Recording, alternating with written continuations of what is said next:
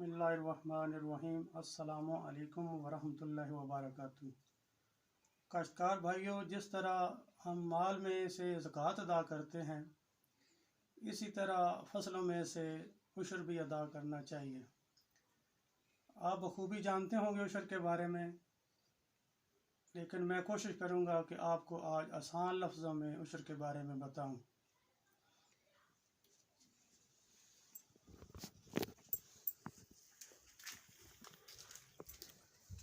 ये आप देख सकते हैं, उशर जो है वो दो किस्म की फ़सलों पर होता है। एक फ़सल होती है बरानी फ़सल, जो बारिश की वजह से पैदावार देती है, उस पे कोई इजाफी खर्च नहीं आता, सिर्फ बरानी इलाका होता है और बारिश की वजह से ही वो फ़सल तैयार हो जाती है। तो बरानी इलाका जो है, जहाँ पर जो है पानी जो है वो ट्यूबवेल या दूसरा अखराजात के अलावा फ़सल तैयार हो जाती है वहाँ पे उशर जो है, अगर 10 मन पैदावार है तो उसमें 1 मन उशर निकालना चाहिए।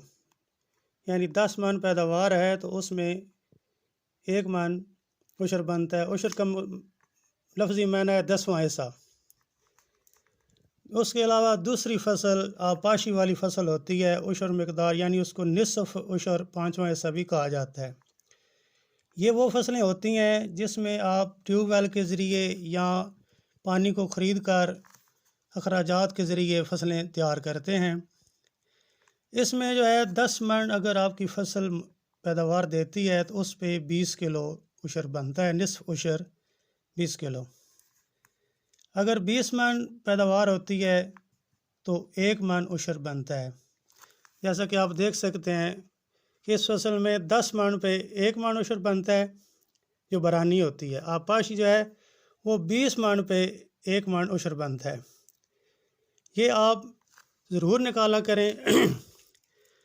उशर जो है वो फसल के बदले में, यानी कि जो उशर बनता है, गंदम हो सकती है, मकई हो सकती है, आलू हो सकता है इसी तरह वो आप उसकी जिनस में भी अदा कर सकते हैं या उसकी रकम भी अदा कर सकते हैं।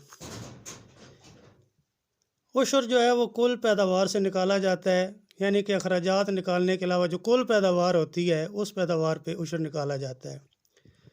उशर का इस्तेमाल जो है वो ज़कात की तरह किया जा सकता है। गुरबा, मसाकीन, यतीम और दीनी मदारस में, और जिस तरह ज़कात इस्तेमाल करते हैं इसी तरह उशर भी अदा किया जा सकता है।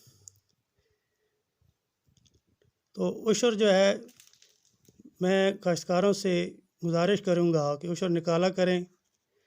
इससे जो है मौसमियाती तब्दीलियाँ, कीड़े मकोड़ों का हमला, कुदरती आफात से फ़सल महफूज रहती है। और जब आप काश्त शुरू करें तो बिस्मिल्लाहिर्रहमानिर्रहीम पढ़ के दुआ करें कि या रब्बे ज़ुल जलाल, जो मैं फ़सल काश्त करने लगा हूँ इसके तैयार होने के बाद मैं इसका उशर निकालूँगा, तो इंशाअल्लाह अज़्ज़ा व जल्ला वो फ़सल मौसमियाती तब्दीलियों, कीड़े मकोड़ों के हमलों और कुदरती आफात से महफूज रहेगी। शुक्रिया। अल्लाह हाफ़िज़।